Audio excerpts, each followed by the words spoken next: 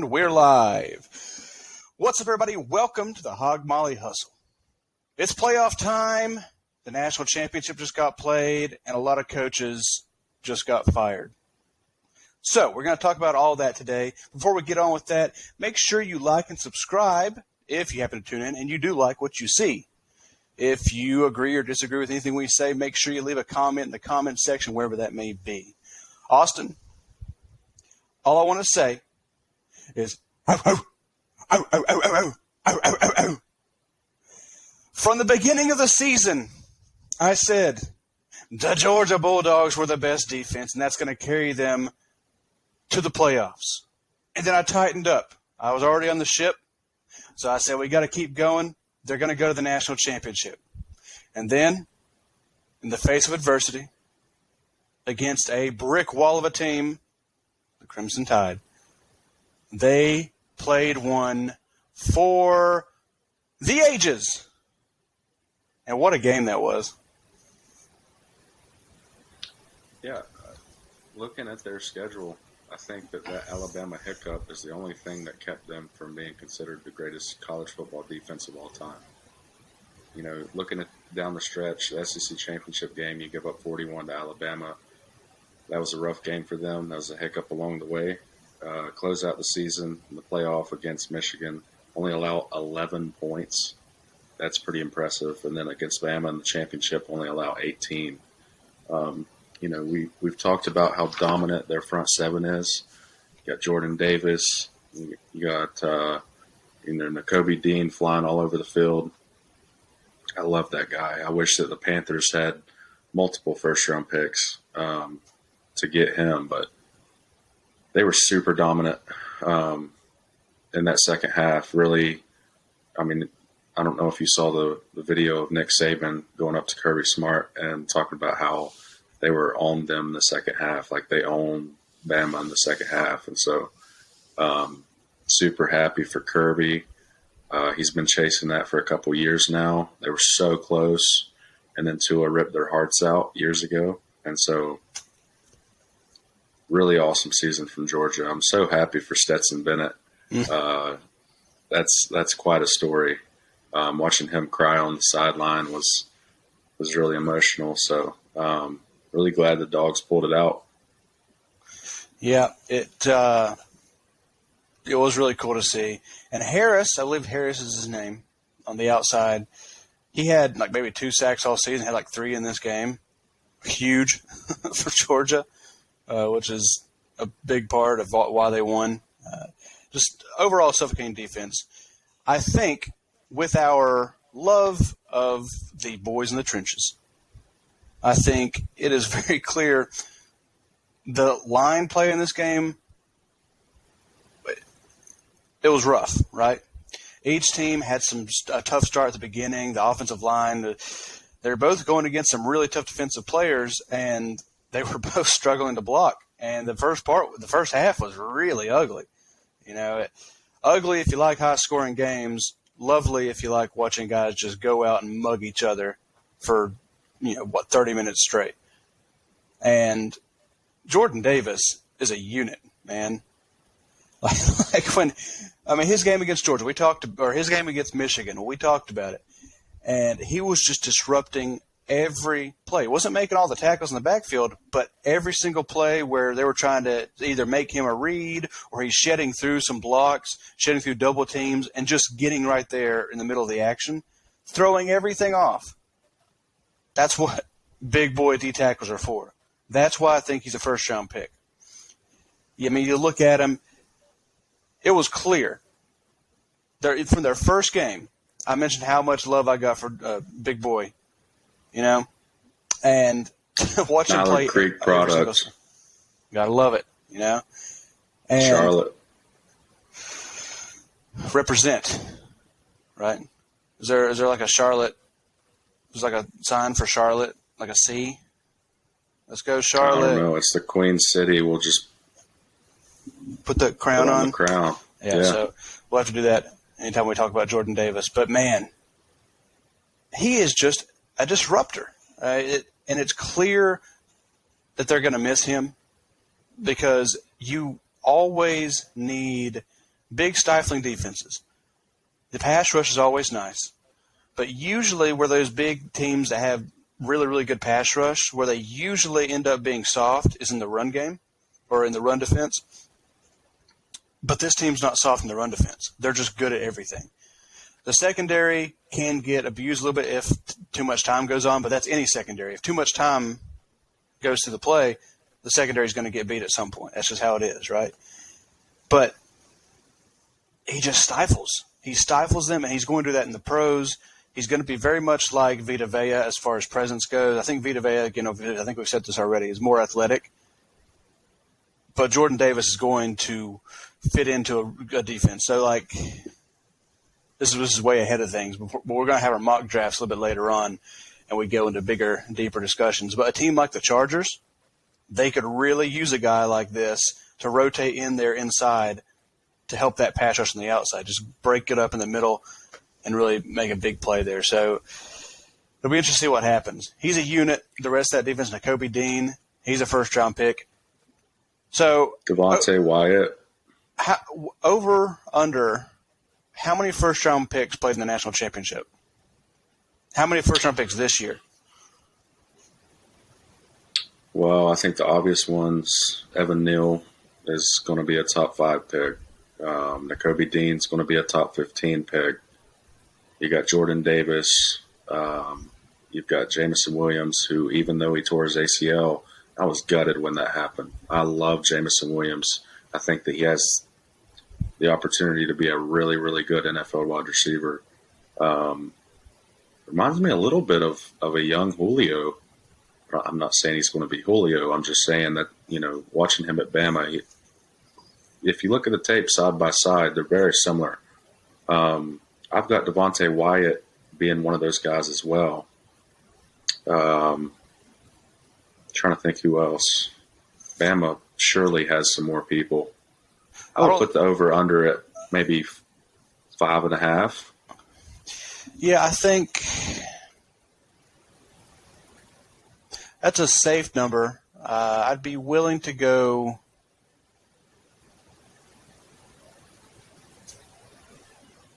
5.5. That's good. It's a really good split. I can't think of anything. I don't know if I'd be comfortable going up one more. But if you talk about drafted players, not just first-round picks, and the number's a lot higher. God. Yeah. Almost like 20 guys on that field. And one of the guys that probably won't be drafted was one of the biggest players in this game, right? Talking about Stetson? Yeah. So I hope he gets a shot somewhere, just a shot, right? I don't think they're going to spend any high draft capital on him, but maybe a flyer in the 6th, 7th round or a preferred walk-on type situation. And that would make the story even better if he could make the team as like an undrafted free agent. But I don't know if he's got the arm for it. He's definitely got heart, and that can carry people a long way. But, man, what a story. And even if he doesn't get picked up in the pros, this is just one of the best stories. To go into a premier program, beat out some highly touted transfer people thought was going to be the guy. Everybody said, man, Georgia, they could go to the national championship under the guidance of this big USC transfer. That doesn't really work out. The first game's kind of sloppy against Clemson. They still win, but really kind of sloppy. They're missing out on some other elements that ended up changing this team. So it's almost movie material. I think this was absolutely Georgia's opportunity, like their best shot to win it. We talked about the dominant defense. Their offense was good enough, right? They could establish the run game with Zamir White and with Cook. And, looking across the board this year, I think that there was a general consensus that, there were some good teams, but Michigan was incomplete. We knew that their offense wasn't great. Cincinnati had a great season, but at the end of the day, you wonder if they're talented enough to keep up with a team as deep as Georgia, as big as Georgia. Clemson, this was a down year for them. Years past, they've been in the CFP every year, so this was kind of their opportunity. Bama won last year, and they're kind of reloading. They're young at a lot of positions, and trying to figure things out there. So this was their best shot, and I'm glad that they were able to get it done. I will say about Jordan Davis, I think that he is absolutely going to be a special player in the NFL. But I think that there are certain ways that you can use him to maximize his potential. I don't think that he's an every down D tackle. I think that he's a guy that, isn't going to provide a great amount of pass rush based on what we've seen this year. But when it comes to clogging A gap, when it comes to drawing double teams and just wrecking havoc up the middle, any kind of short yardage situation, you need a 6'7", 300 and whatever pound behemoth of a dude to go out there and just clog the middle. He is your guy. And so I keep going back to New England as a potential fit for him because just, based on the way that Belichick likes to coach, we've seen them in the past with a guy like Vince Wilfork, who was he was a monster, but he wasn't 6'7". Jordan Davis is basically the same weight, the same thickness as Vince, but he's 5-6 inches taller. So I think that would be an interesting spot for him. If you look at guys like Linval Joseph and the career they've carved out, being two down rotational guys that aren't always in on passing situations, I mean, you can make a career like that. And he's bounced around. You don't want to pay big money for those guys because of the down usage and all that. But they're going to be on teams. They're always going to be picked up because you need that. And if you talk about New England, if you talk about the defensive line, what that might look like with Christian Barmore and Jordan Davis, that's pretty good youth on that team. That would be a nice defensive line.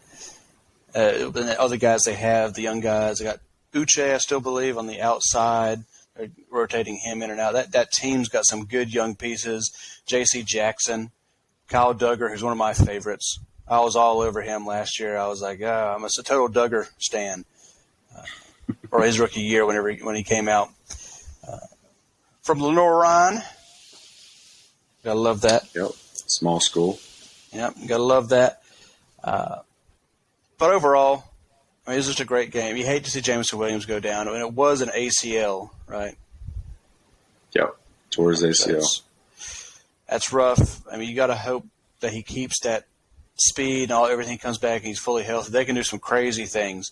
But one thing I know about his ACL, which I learned because I work with a guy that, he does this stuff for a living, and he told me a lot of things about ACL that I didn't realize.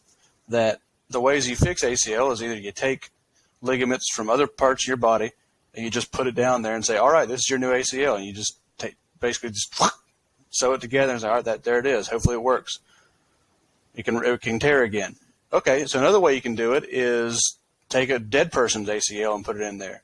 A lot of times that doesn't work because it doesn't mesh very well.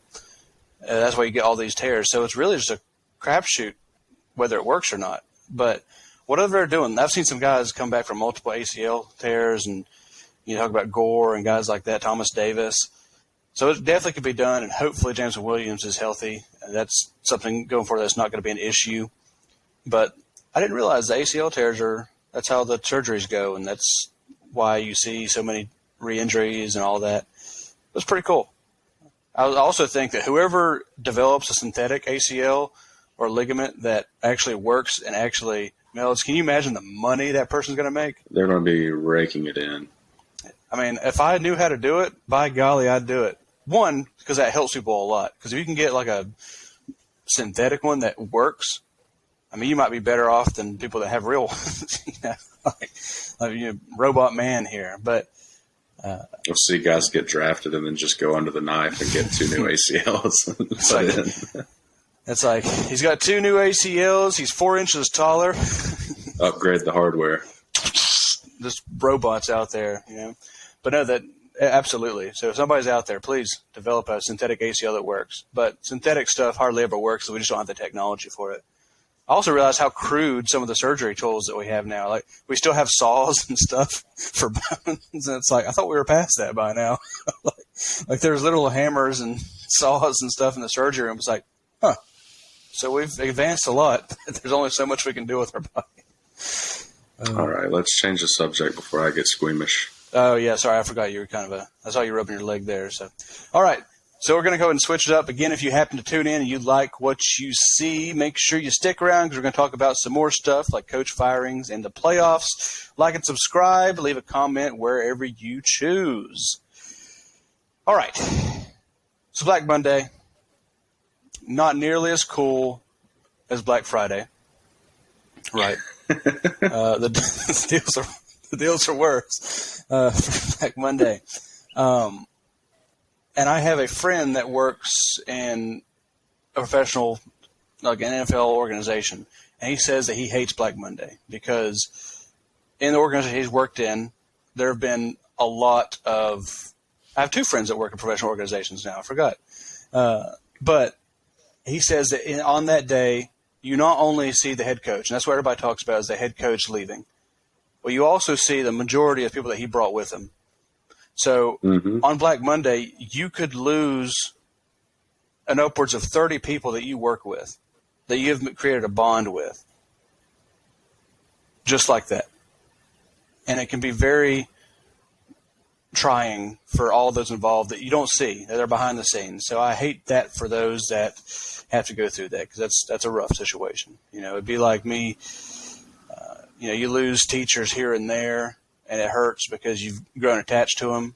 But it'd be like me losing almost every other teacher that I work with and then be like, okay, well, this stinks. So that's always rough to see.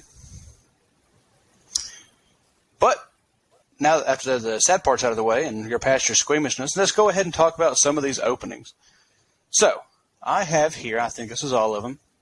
Throughout the season, these are the coaches that were fired. Some are surprises, some are not. I'll let you just pick out ones you want to talk about, and I'll get mine. So Urban Meyer, John Gruden. All right. You want me to say it, or you want to go first? Because I was going to go through them all. You said you'll let me pick out the ones I want to talk about, and then we'll do yours. So I thought that was my cue.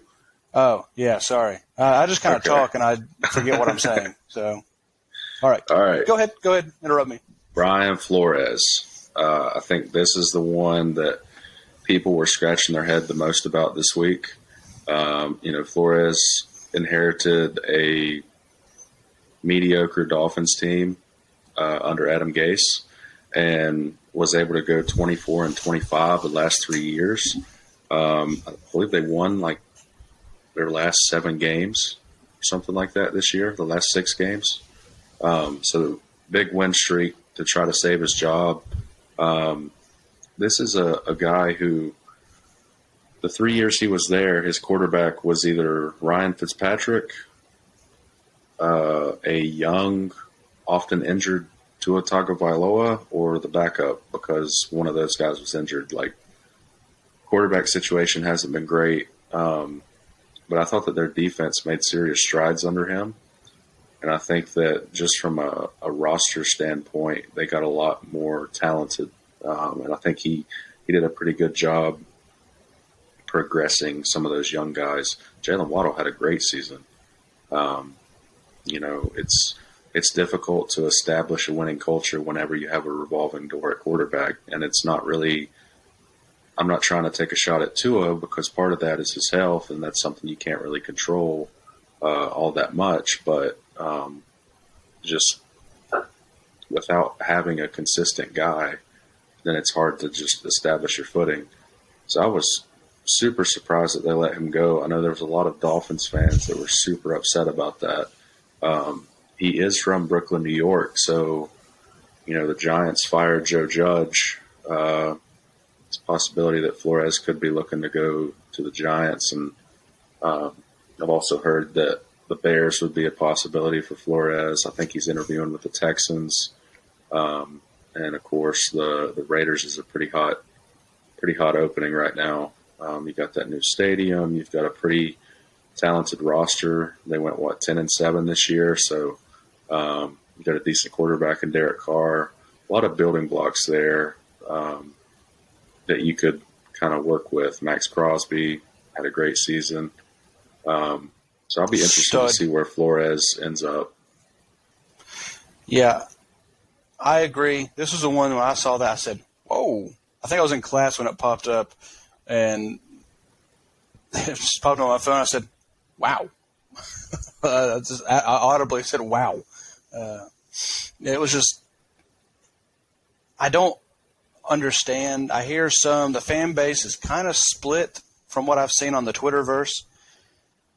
Again, you always have, I like to call them company stands, where they're always going to side with their team no matter what. And that can get kind of annoying sometimes to see through the weeds and say, okay, now this doesn't really make all that much sense. They say, well, he couldn't win a playoff game. It's like, well, let's look at some of the things he's had to work with. There's a lot of things that happen on this team. And when you look at some of those players they got, especially on defense, it seems a lot like a New England Patriots defense. You have a lot of names that aren't necessarily household names. You have the corners that are household names. You got these, which is an often overused term, but these really good corners. But then a lot of other guys in between on that defense aren't really super established guys, but they work really well in this defense. And you just constantly have guys like that. And that works really well. And on offense, they have a lot of good pieces. The quarterback situation was the biggest issue. And the halfback situation, also somewhat of an issue. They haven't really found that guy yet. But to move on, Flores, I just don't get it, personally. I just don't get it.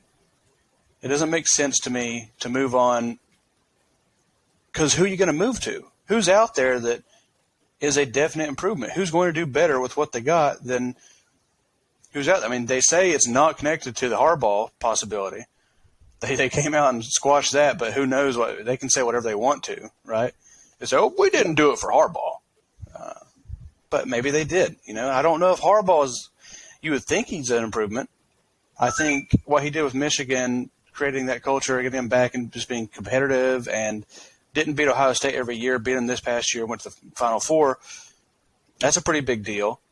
Some of the personal things that he did by giving a lot of the money that he made in bonuses to the other coaches at Michigan, that was kind of cool. So he's a pretty cool dude. He's definitely a better dude than I gave him credit for. I couldn't stand Harbaugh when he's with the Niners. And part of that was with Colin Kaepernick running all over the Packers in playoffs multiple times. I started to say, why is that? They definitely played a role in it. But it's also, I think it was the glasses, too. I just couldn't take the glasses. But anyway, so the khakis. He did a pretty good job. The khakis. Definitely got a style. So I don't know who they're going to replace him with. I'm a firm believer that if you don't have a better hire out there that you're targeting, then why let go of your guy?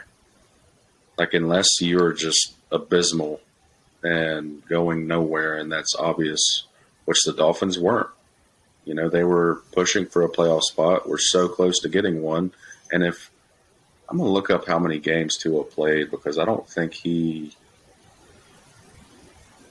Dolphins went 9-8.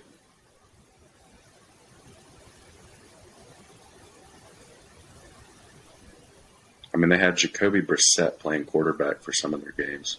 Tua started 12 games, and he played in 13. So, I mean, of the 5 games that Tua didn't start, I'd be interested to see what their record was. I don't think it would be very good. If he is able to play, say, 16 of the 17 games, then I feel like they're looking at a playoff berth, because the only team they need to beat out is the Steelers. So, yeah. I think another thing that factors into this is he did a really good job with that team in a very tough division. This isn't the AFC East of old. where it was the Patriots, and then one of the other teams would have a pretty good season, whether it be the Jets, Bills, or Dolphins, and then the other ones are just really, really bad. No, you have the Bills that were the front runner for the most part. They're going to be playing the Patriots. We'll talk about that a little bit later. You got the Patriots. They're back. The Jets still have some times where they shine, but they're not there yet. But they got a lot of stuff in the draft to look forward to. And they'll be a fun one to talk about once we start talking about mock drafts and the draft situations. So they might be having a come up. We don't know yet. But then the Dolphins are just in there. And it was supposed to be the Dolphins' year. And it didn't quite end up that way. And maybe that's what got him fired. But I still don't understand. It just doesn't make sense to me.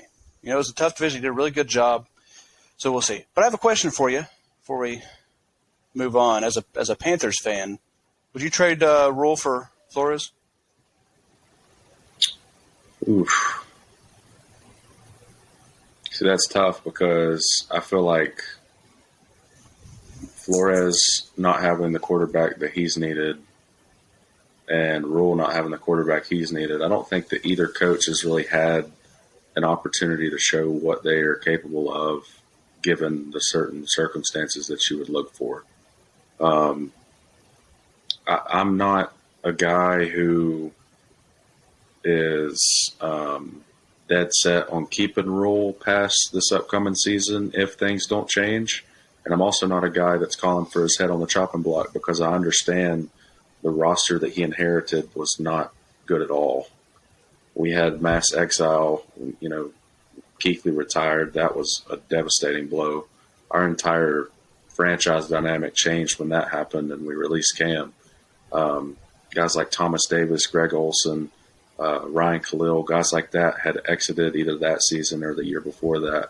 And so there was just a mass changing of the guard. There was a lot of turnover, not a lot of roster talent. And so I think that Rule has done a good job of kind of building confidence in those guys, bringing out the best in guys like Brian Burns, DJ Moore.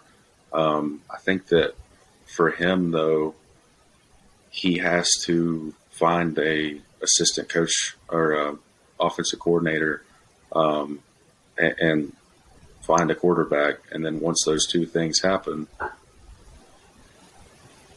you know, I think that the Panthers can have the defense to be a playoff team. Yeah. I don't think they're going to be a contender until they fix the offensive line. But I also don't think that Darnold or this stage of Cam's career, I don't think that those two guys are the answer. So I would probably stay with Rule. Yeah. And that's definitely something to talk about. You know, a lot of times you see this and it just seems like teams are just trigger happy to get on to the next guy. Like, hey, you fix this. It's like, well, you know, you got to give it time for some things, but you also got to address some of the biggest issues. And a lot of those organizations don't address those biggest issues. Offensive line, you know, Hogmolly hustle. Let's get that fixed in Carolina. I still would like to think that the good that you see in Sam Darnold, if he can just get comfortable, which is really tough to do when you're just running for your life, and the receivers weren't helping him early on.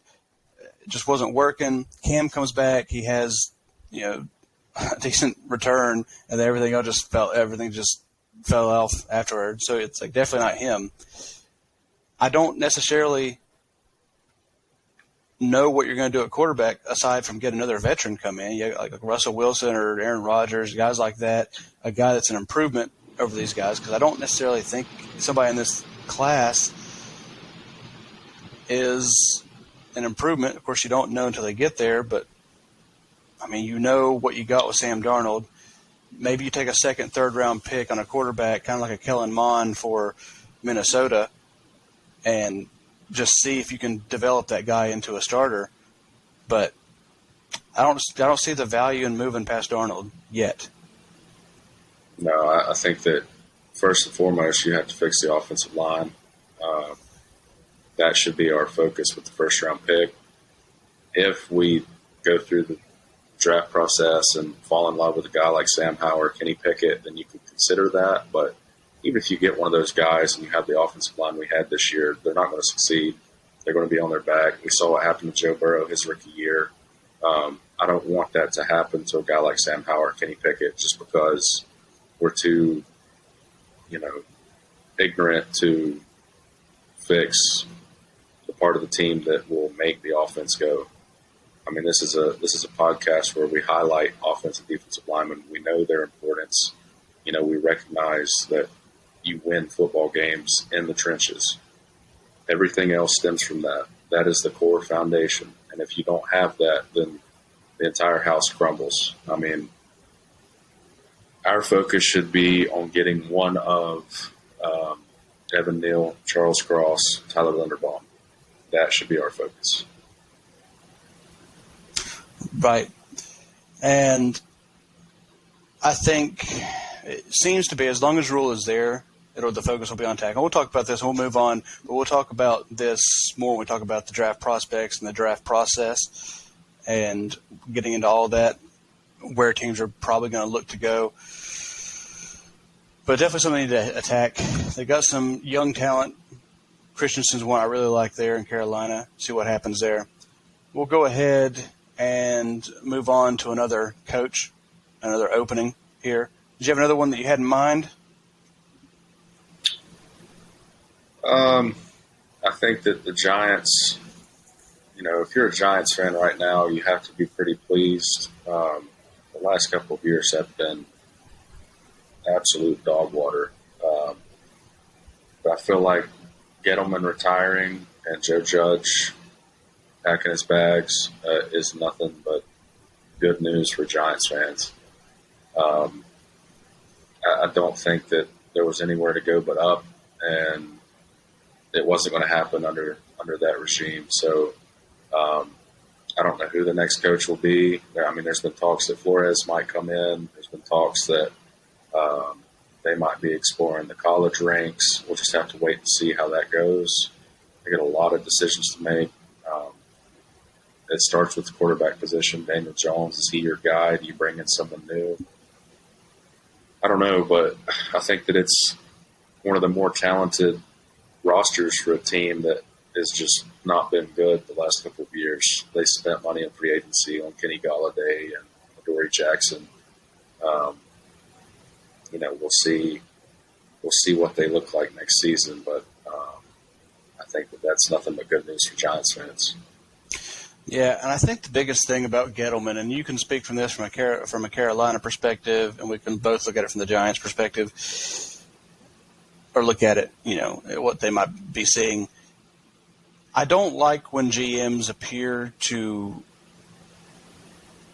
not have a plan. The Packers had so much of that go on in the past where they would do boom, boom, boom, boom, boom. Sometimes you have multiple years where they just take like one position, but they take like a bunch of shots at it. It's like, okay, well, you could divvy this up a little bit because at one point you might end up with 12 receivers in the room, and some of those guys you drafted, a couple years ago, or you got to let go of some of them. And some of them might go on elsewhere, or they might not. But those guys you're just letting go could be other picks. So I don't like when it appears there's no plan. And a lot of times the Giants were just taking things and didn't seem to make sense in every pick. Daniel Jones is another conversation. I think we should have a keep or dump segment at some point near in the off season to talk about some of these guys, because there's a lot of conversation to be had about that, but we don't really have time for that. I think Gettleman being out's good, but who are you going to replace him with? Who's going to be the next one? So that's the big question there. And then the coach. Who's going to be the coach? And it's a really big opportunity up here, just like the Niners when they had new GM, new head coach come in at the same time. A lot of times they can work out really well. A lot of times it's what happens anyway. So we'll see what happens with that. It is a big opening. I mean, it's New York. The Giants love them, hate them, depending on what division you're a fan of. That's a premier location. It's New York. You got this team with some interesting pieces. They've had some varying levels of success with some of those players. The clock is ticking on some of those players. Got some things you got to address, similar to Carolina with the offensive line. You got to get that figured out because they've yet to hit on that. Got some young pieces on defense that you could really benefit from. Big location. So, if you have anything else, you can jump in before I make my little jump here. But Yeah, I would just say that it kind of feels like, it kind of feels like with the Dolphins, you're talking about the quarterback carousel. The Panthers don't really know what they're doing. It kind of feels like with the Dolphins announcing today that the decision on Tua kind of depends on their new head coach, but they want to stick with him. They want a coach that will bring out the best in Tua, and they want to believe in him in 2022. They're supposedly out on Deshaun. So we don't even know if Deshaun's ever going to play in the NFL again. He could be playing next season on week 1, or he could never play in the NFL ever again. It's such a weird process of how that's gone. The allegations came out like almost a year ago. We still know nothing. So if Deshaun is eligible to play, I know the Texans are going to trade him because that relationship is so bad.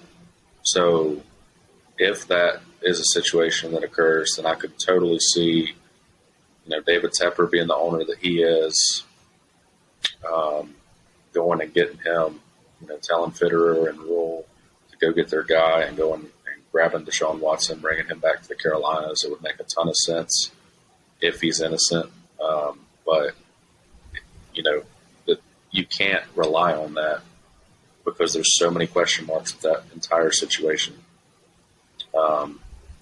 We talked about Russell Wilson potentially being available. We talked about Rodgers, this maybe being the last dance for him. That's why I say draft offensive line, because if you do that, you can anchor the unit to protect whatever quarterback you get, and then you can look into trading potential draft capital and maybe a defensive player for a quarterback. yeah, the Watson thing, my sources in Houston tell me that there are apparently some settlements coming, and that should be cleared up one way or the other at some point, but who knows? That's all news down there in Texas that people are talking about, but who knows what's going to happen. I think you want to say that he's not going to play for Houston anymore. He's losing a lot of money throughout this whole process. He doesn't want to play for them, and that's pretty clear. But it's tough. Who's going to trade for him? Because Houston, eventually they're just going to say, look, we have to get something in return.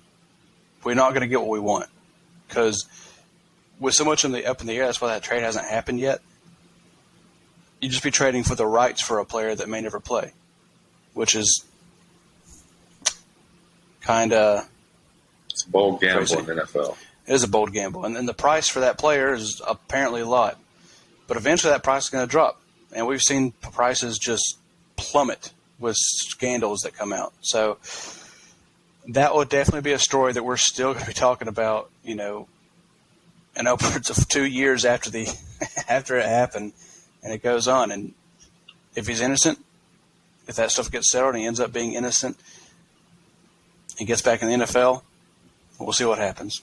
I don't even like saying innocent because we don't really know. But if the whole thing gets settled, right or wrong, who knows? And he's back in the NFL. So I don't really speak on innocent or not innocent and all good or bad, all those things. But if he's back in the NFL, it'll be an interesting story. Now, some of the coaches I want to talk about, I'm going to say 2 here connected into one because I think it's a similar situation. I think one has had a little more success. But Mike Zimmer and Vic Fangio, both some older coaches that are defensive-minded and put together some pretty solid situations. But Vic Fangio just couldn't get the quarterback situation figured out. It just shows you how much that means. Couldn't get that figured out. Locke didn't work out. Teddy Bridgewater, unfortunately, couldn't get that going. Had a solid defense. Moved on from Von Miller. Have some solid pieces on defense still. But now both of them are open. Mike Zimmer in Minnesota put together some very athletic teams, very good teams, very competitive teams, but just couldn't get past the Packers and win the division many of those years, right? They've had some highs and lows. But now that they're both older, I think that both of those teams want to go for guys that are younger and probably offensive-minded. I think it might mean that Kirk Cousins might be out in Minnesota, even though he's statistically had a pretty solid career there. Not great, but not bad. Pretty solid career. The one that I'm not surprised about when we talk about those coaches is Matt Nagy. That was the one I thought of. He's doing so many things to keep his job there by drafting the quarterback. Say, all right, now I've got to develop him.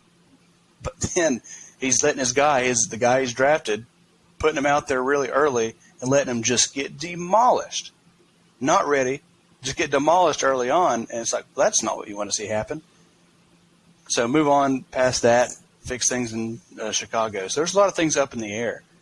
But Zimmer, Fangio, if they want jobs, they can absolutely get those jobs. I think if they end up back as defensive coordinators, I think that will end up being good situations. I think Mike Zimmer's doing fine. We've all seen his wife. She's a wife or girlfriend. I'm not sure if they're like hitched yet, but I think he's doing fine. He's made his money. He's doing pretty good. But those are situations. Those are good franchises too. It's interesting that the Vikings this year, 8 of their 9 losses were one-possession games. And I think 6 of those were 3 or less points. So, I mean, they could have been a Cinderella story this year. I mean, they're just a few possessions away from winning 3 or 4 more ball games and being like a 11, 12, 13-win team. I think that Minnesota probably got tired of being mediocre in a division that's not very strong, aside from Green Bay, that's the top dog every year. So, yeah, I mean, going back to Nagy, I think we talked about this on the pod back when it happened, but his game plan versus Cleveland, where Justin Fields was just put into the worst possible situation for his success,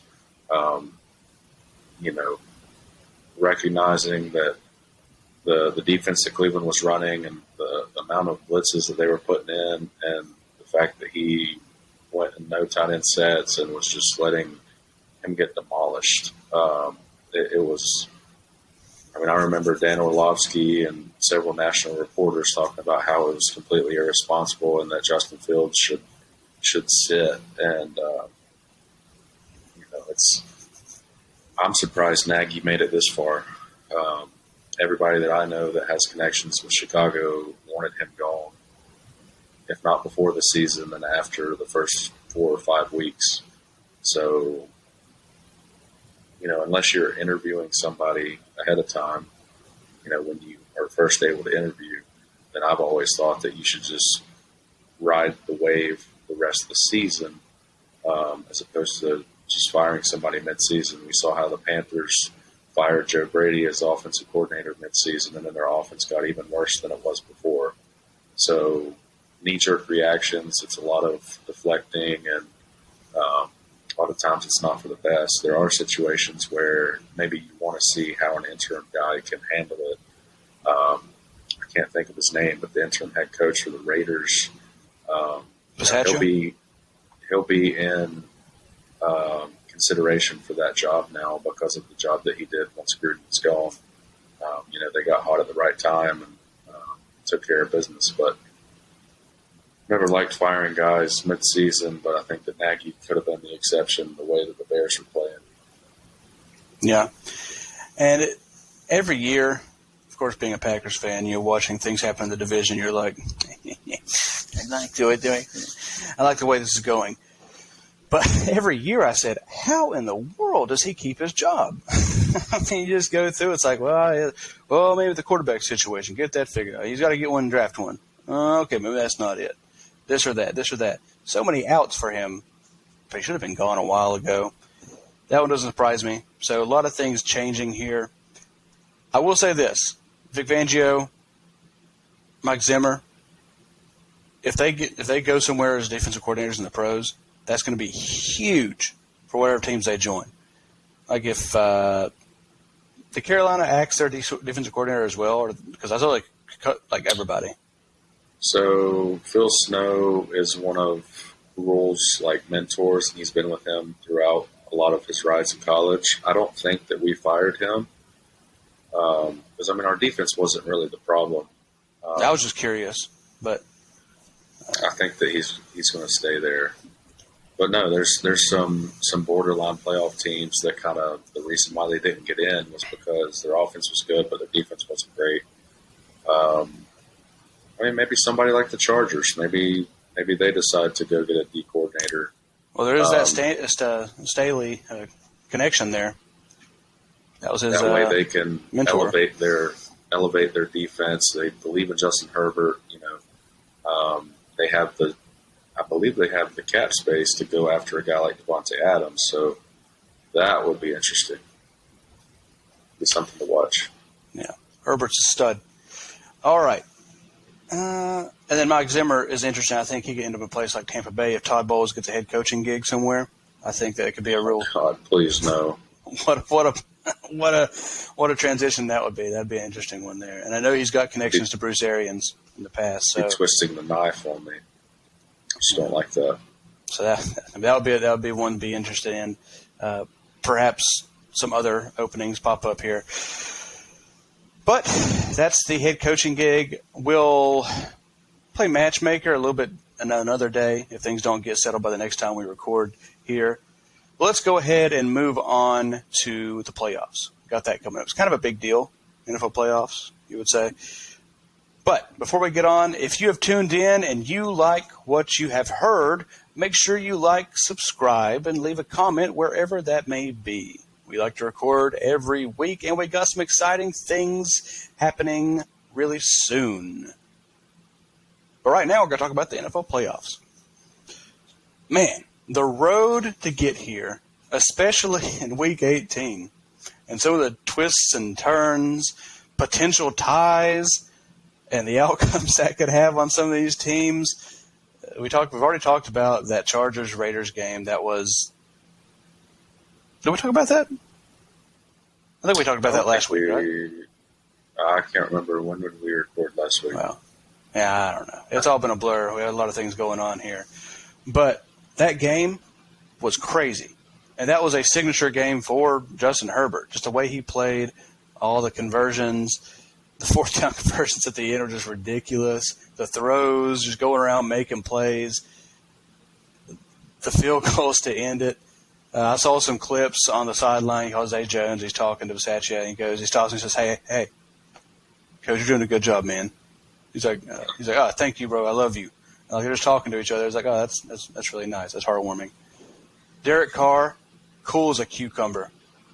I mean, he's one of the coolest dudes in the league. He goes on, he talks about, it was a big game, and we had to focus in and get laser focused. Talked to Aaron Rodgers before the game, talked about these things. He's cheering for me and all these things that he said. But he's always been so cool. He's never seemed to crack under the pressure. He's always said the right thing. He gives some really good press conferences. He's had to have some tough press conferences in his career as well.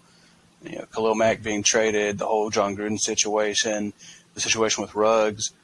But he's always said the right things, and he's stayed level-headed throughout all of that. So I've always been a big Derek Carr fan. I think he is definitely above average and a franchise quarterback. He's on the lower end of what you would expect from like top-tier franchise quarterbacks. He always puts up good stats. And I somehow hurt saying that about him being on the lower end of those franchise quarterbacks. But you put him in a lot of these situations that are dysfunctional as far as that quarterback position goes. Put him in like Carolina, for example. I think they're much, much better. I think you put him in if Washington. If you put him in a situation like that and give him protection. So, Washington would be a great example. Washington has the protection that could, with Brandon Scherf and that offensive line, they could give him the protection that he needs. And then you've got Terry McLaurin and Curtis Samuel to throw to on the outside. That would be a perfect scenario. Yeah. But I think that the Raiders will probably hang on to him. Yeah. And even that situation, the whole year, people talking about getting rid of Derek Carr, and now it's looking like this is his team. He's locked in. He's going to stay in. They're not going to try to replace him because, again, who are you going to get that's going to be better than what you got right now? And you got all those young pieces on that team. That's a big, big thing, and this is a really good team. And they got a big matchup today, I believe, against the Bengals, which is a surprisingly hot team. We talked about it. We talked about the possibility earlier in the season and how all the things have seemed to roll towards that. And now, here they are in the playoffs. They beat the Chiefs not too long ago in a nail-biter. The end of that game was, really ballsy and ended up working out for them. But now here they are against the Raiders. And I've looked at this one. I don't feel confident saying either one, like we're going to pick our winners, but that's tough. Trey Hendrickson came into Cincinnati and he has done excellent. A lot of times you hear guys come in, get paid big money, and so many times it goes poorly. But he's came in and he has balled out. The rest of that defense is balled out. The offense has been Jamar Chase, Joe Burrow. That connection has been rock solid. The Bayou Bengals. It is. Whew. It has been a killer season for the Bengals. They seem to be getting out of that rut now, and they seem to have their guy. These are two good teams, man. These are two really good teams. This is going to be a really good game, I think. It's fun to see the Bengals go from having the first pick in the draft 2 years ago to all of a sudden being 10-7 and being in the playoffs and honestly being one of the better stories of the NFL this season. I think they caught a lot of people by surprise with Burrow and Chase. There was a ton of question marks with how their offensive line would hold up. People were pissed that they took Jamar Chase over Penei Sewell. There's a lot of controversy over that. It's really cool to see that fall into place and to see the connection that Chase and Burrow had in college carry over to the NFL. For the Raiders, coming off of a really cool regular season finale. We've talked about Max Crosby on that defensive line. We've talked about Derek Carr, and they've got Hunter Renfrow, who's a 1,000-yard receiver now. Josh Jacobs, they got some weapons on offense. Game is being played at Cincy, 4:30 p.m. Eastern Time. Tune in. I saw something on Twitter earlier where everybody says that Joe Burrow looks like Macaulay Culkin. Well, when back to my Panthers nightmares from our revolving quarterback situation. Derek Carr, back when Derek Carr had somebody had posted a picture of him with long hair and said that he looked like Marv from Home Alone. So I guess it's Kevin versus Marv in the wild card this weekend. I'm really looking forward to this game. I think it'll be one of the closest matchups of the weekend. Do you want us to do predictions game by game or at the end? Yeah, let's go for it. I think that I got the Bengals by a touchdown at home. I think that Joe Burrow and Jamar Chase are going to keep it rolling, and I trust their offense more than I do Derek Carr on the road. I got Raiders by 3. I think that game winner. Eventually there's going to be a game-winning field goal. Buzzer beater. Now, Carlson is hot. He's hit some of the biggest field goals in his career in that Week 18 game. So if there's anybody that the Raiders trust right now, it's him when it comes to field goals. So that team's good. But both the teams are good. Like I said, I've been going back and forth. I've looked at the teams, and I'm going to get on this Raiders train. Let's see where it takes us. I got the Raiders. It feels by like 3. a coin flip. It feels like a coin flip game. This is not a game that I would be putting money on. It's just too fruity to do that. Yeah, I do think Max Crosby needs to have a big game to have for the Raiders to be super, super successful, and he has. The guy doesn't get tired. The guy is just always just going and going and going like the Energizer Bunny. Like he was against the Chargers throughout that whole game, even into overtime. He's just a whole horse just going through it. So he's a favorite. Now, before we move on, what did you think about Chase over Sewell in the draft when that happened? So, you know how adamant I am on, you don't buy a Corvette and then not get insurance for it, So I'm the guy that will always advocate for getting protection for your young quarterback, because I've seen how it affected Cam's career in Carolina when Jordan Gross retired and we didn't have the adequate protection that he needed. It leads to injuries. It leads to, sacks and situations where they don't belong. And so I would have obviously, welcomed them taking Sewell. But given the dynamic of Jamar Chase being a big-time wide receiver that had a connection with Burrow, and the fact that they really needed a big playmaker as well. It's like they had an equal need for protection and a playmaker. I was fine with them doing that. I think that if there was a situation where, you could have taken Sewell or a Henry Ruggs or a Jerry Jeudy, then I would have been harping to take Sewell. But given the dynamic of their relationship, I think it made sense to get him while you could, and then keep him as your number one wide receiver. You can always build the offensive line in the later rounds if you know what you're doing. Build it in free agency if you know what you're doing. So, really, you don't have to have 5 guys that are all pro, caliber players. You need to have 3 guys that can anchor the offensive line, and then 2 guys that can know their role and be fillers. It's very hard to get all 5 be, elite level players.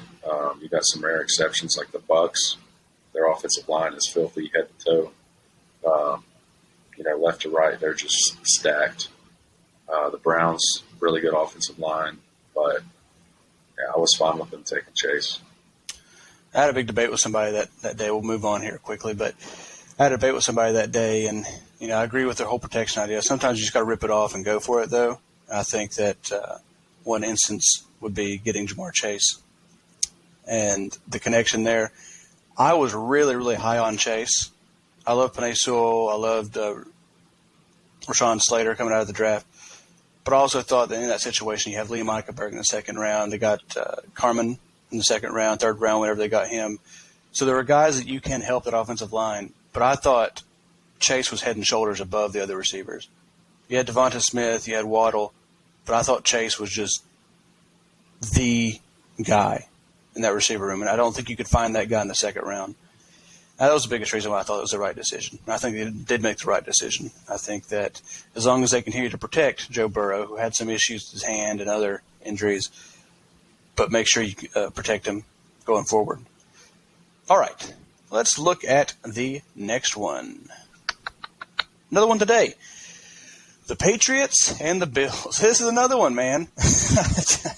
I don't know what to say. I haven't looked at the forecast. Have you looked at the forecast? Because that's one thing I've always said is a big thing. So Orchard Park, New York, where the Bills play, it's snowing right now. It's supposed to end around 1:45 p.m. Now they're under a winter storm warning, so they're expecting, well, it's not till 7 p.m. Sunday. They'll get 12 to 18 inches and gusts of 40 miles per hour. So I guess it's good they're playing on Saturday. It looks like they're going to get less than an inch and then of snow, but it is 12 degrees, and the low today in Orchard Park is 3. So only 6 mile per hour wind, so the Bills should be able to still sling it, but 3 degrees, I've played in a game where it was 0 degrees with a wind chill of -7, and it was brutal. You lose feeling in your toes before you go out to stretch. It's don't recommend. Yeah, I had a game against Stuymat where it was raining. It wasn't super cold per se, but it was raining the whole time. So I was cold and wet the whole time. Again, the wind starts blowing, your feet go numb. You get down there to you get down to your stance, and you realize you can't feel your hands, so you look to make sure you're not over the line. And you go, oh gosh, look at the other guy; he's dealing with the same thing. And you just go at it. It's just that weather is no fun. But that weather today is going to be better than the weather tomorrow for them, so that's really big. But I still don't know. I think it's going to be a close game. I think we've had shellackings on both sides. Bills got shellacked and the Patriots got shellacked in each of their matchups. So really, I think it's going to be one of those knockdown, grind-out playoff games. Two brilliant defensive minds going at it for this big one. This is the one that matters. And if it were tomorrow and all that weather's there, I would say the Patriots. I would say it's a really big thing for the Patriots. But again, coin flip. I guess I'll go ahead and make my selection here. I think this is going to be playoff Bill Belichick. Let's go for it. New England. What do you think? So I got the Bills. I think that Mac Jones has done a great job this season, but I think the playoff atmosphere in Buffalo is going to be too much for him. And really, I think that teams have game planned for that offense a lot better the past couple of weeks. They've been able to get to Mac Jones, create some pressure, and force some disruption on the offensive end for them. So I trust in Sean McDermott to prepare a good game plan for them. And I think Josh Allen's ready to step up. I think he's looking forward to this moment. So I got the Bills at home. Yeah, and I need to let's see what it is right here. I saw this just pop out yesterday, a couple of days ago, talking about the COVID and who's going to be out there. Let's see. If guys like Barmore, Wynn, Duggar, Hightower. They're unavailable because of COVID. There were some questions here, and I couldn't find the one where I had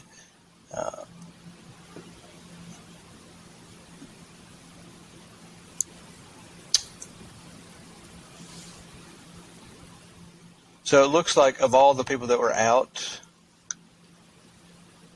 only Kyle Duggar isn't going to be there from what I've seen. And that stinks because I think he's going to be a big key piece for this. But if everybody else is back, that's better. But if they were all out, then I would change my pick to the Bills because that's a pretty big one. Because the Bills are completely healthy. They don't have any of that stuff going on right now. So still going to stick with the Patriots. See what happens. Bill Belichick works magic in the playoffs. Let's see what happens. Next one.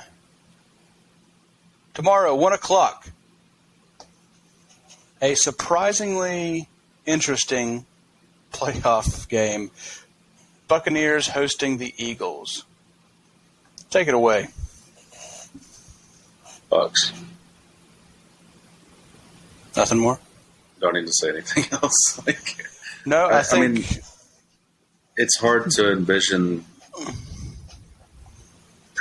in my opinion, it's hard to envision Jalen Hurts going to Tampa and beating Tom in the wild card. I just cannot. In Avengers Endgame, whenever Doctor Strange says there's like 8 billion possibilities and there's only one in which we win. Well, I don't think there's a single one in which they win. I think that if Doctor Strange went and looked at the 8 billion possibilities, there's not a single one in which the Eagles beat the Bucs at Tampa. And I just can't see that happening. The Bucs defense is too good. Tom Brady's too good. They're too well coached for that to happen. Yep. I will say it wouldn't surprise me if the interior pass rush of the Eagles showed up. I believe in Fletcher Cox. The D line on Javon Philly Hargrave is no joke. Hargrave is a beast. So I think they'll show up, but I think just as a whole, it would. I feel like the Bucs would have to beat themselves to lose this game. Yeah, I think the killer offensive line for the Eagles has to also play a pretty big role.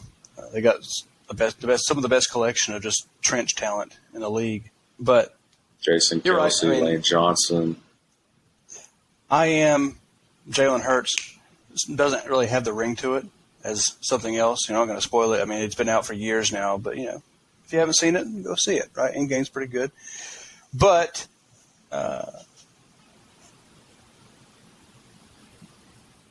I don't see them winning. I just don't see the Eagles winning this game. They're getting hot.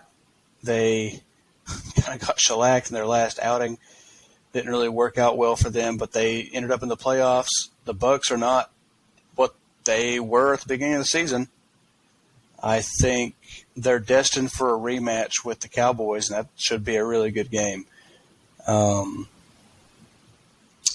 Crazy things happen in the playoffs, but I can't go against the Bucs. I can't go against the Bucs.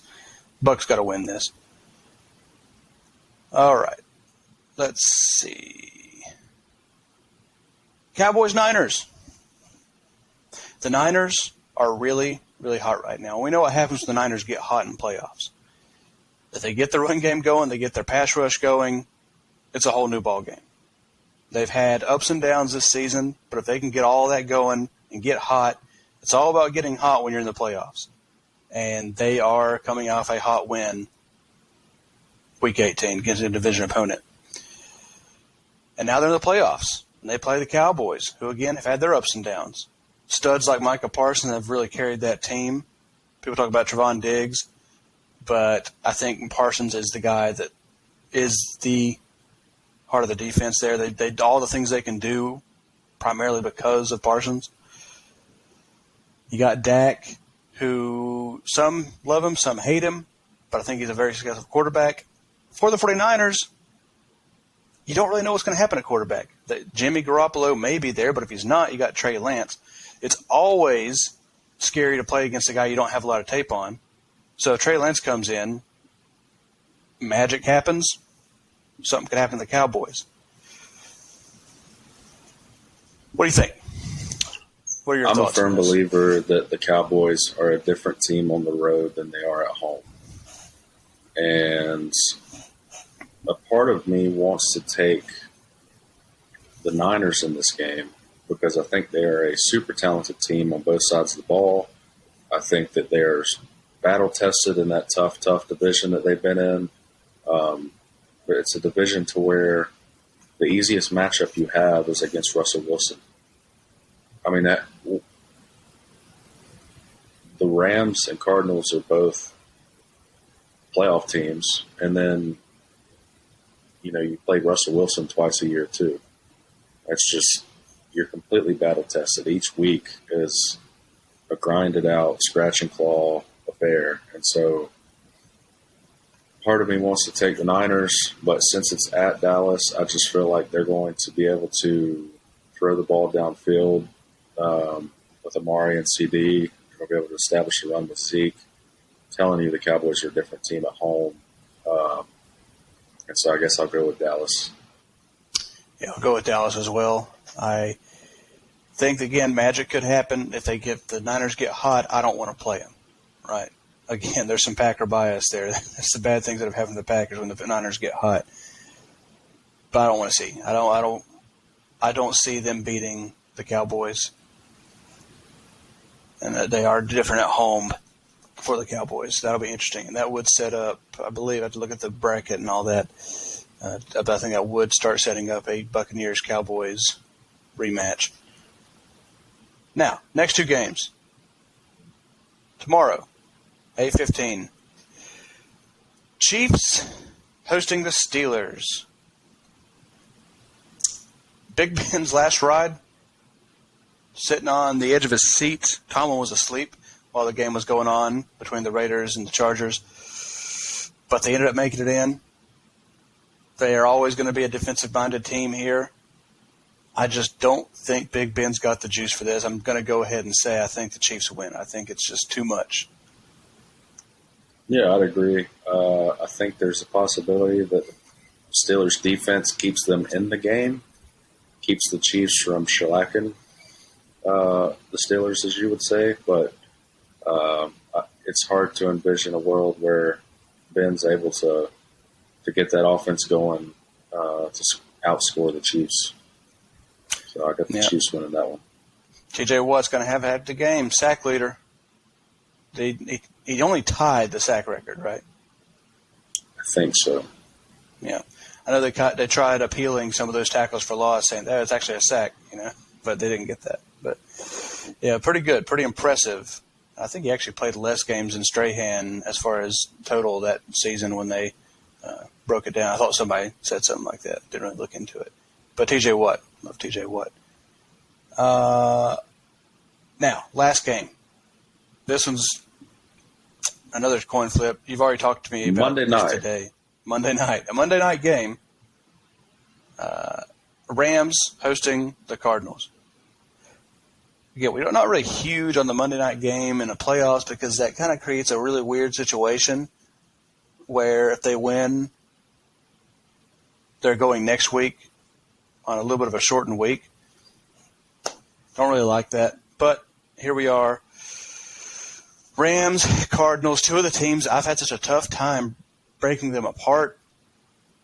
I think this is where we'll see McVay show off some of that playoff experience. If you remember when he went to the Super Bowl the first time, ran through some of the opponents, got through to the Super Bowl, the Todd Gurley thing was kind of weird. But when he went against Bill Belichick, he got out-coached. At every turn, he got out-coached. And then next year, he was better because he learned from this.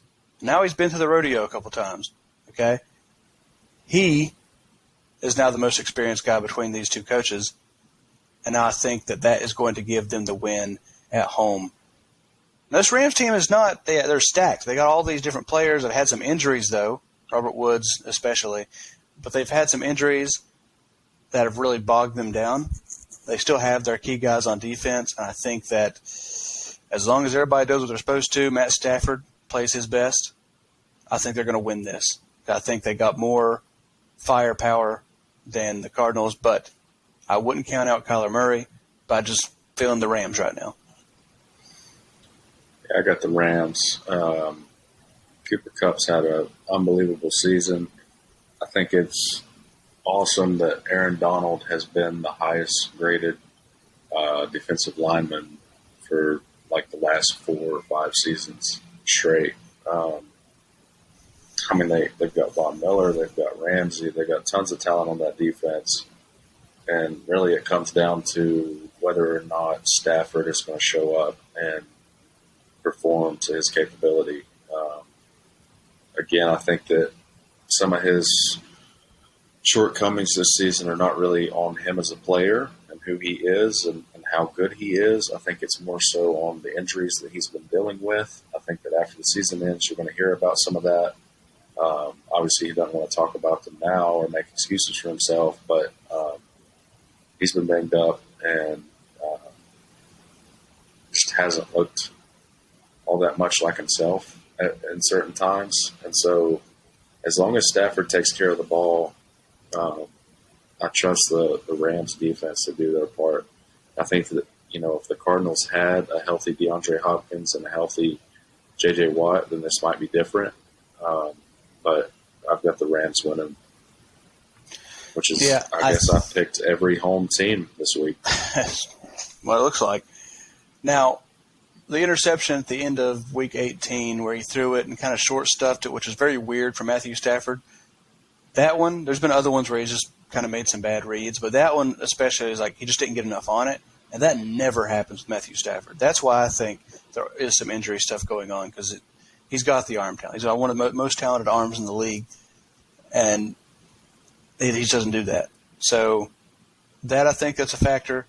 Also, he's been learning a new playbook. And normally when quarterbacks come into a new playbook, they have like half the playbook, and then throughout the season they add more and more. But it seems like McVay said, here's the whole playbook. We're going to use it all.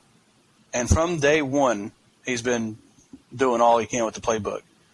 On short note, I mean, getting traded in the offseason, getting there, it takes time to get through all this, right? It's tough. But I'm pretty sure they just handed him the offense and said, hey, here's what we're doing. Let's go. And some of the shortcomings, partially due to that, I think next year you possibly see an even better Matthew Stafford after he gets everything down and gets his offense figured out. A difficult offense as well. So I think that factors in. But I think the Rams win. Here we are. So for a lot of the reasons you brought up as well. Okay.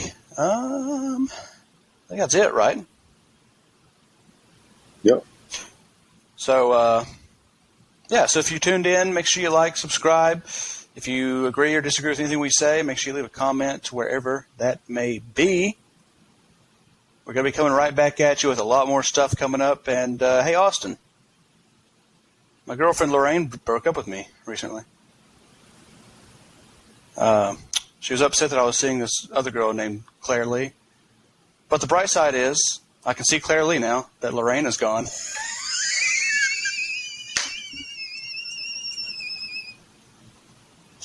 At first I thought